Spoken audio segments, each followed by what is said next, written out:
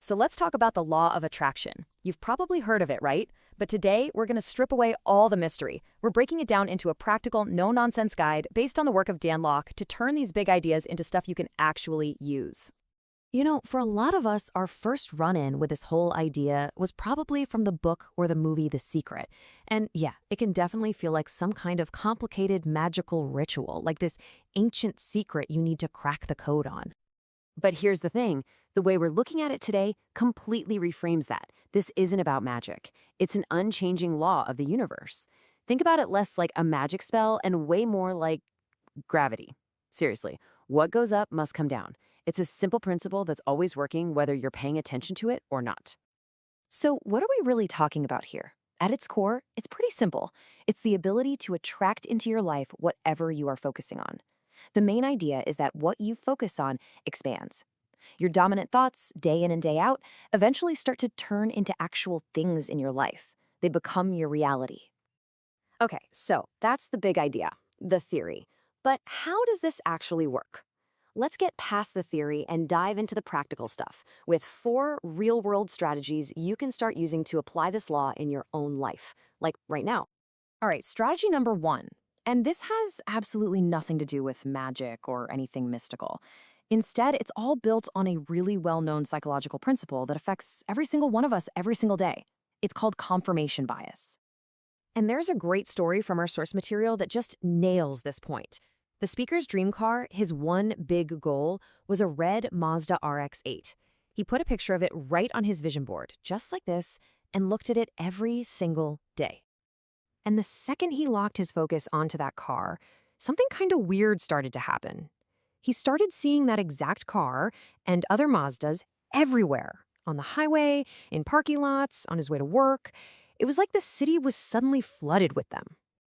And this leads us to the big question, the one that really matters.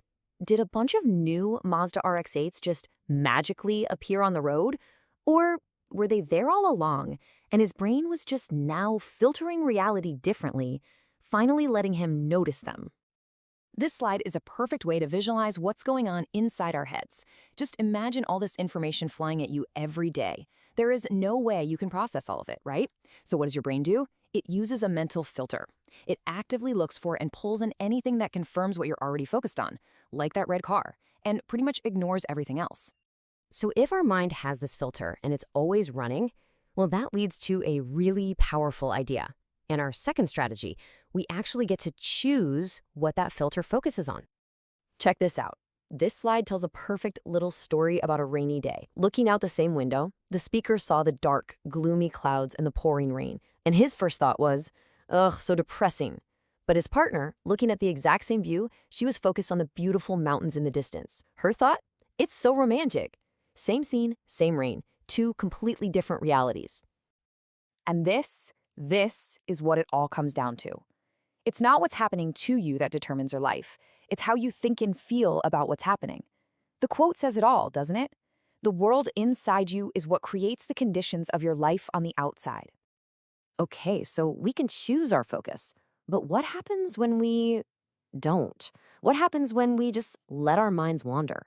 Our third strategy uses this really powerful metaphor to explain the mind's default setting and why we have to be active about it. I want you to really picture your mind as a garden. If you go out there and you intentionally plant flower seeds, you water them, you take care of them, you get beautiful roses, right? But what happens if you do nothing? If you just leave the garden alone? It doesn't stay empty. Weeds grow. And it's the exact same with our minds. If you aren't actively planting positive thoughts, the negative ones, the weeds, will just take over all by themselves. And this is why it is so important to be selective about what you let into your head. The author of our source material, for instance, makes it a point to not watch the news. And why is that? Because it's mostly a constant stream of negativity designed to hook you in. It doesn't add any real value. It just plants a whole lot of weeds in the garden of your mind.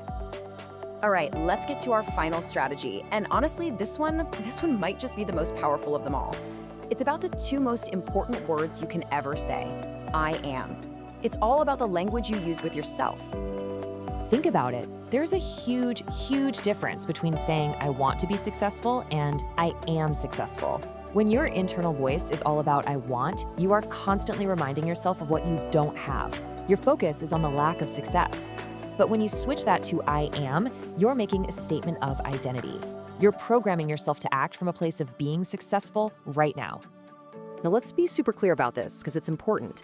As the slide says, this is not an external thing. This isn't about lying to people or faking it till you make it for an audience.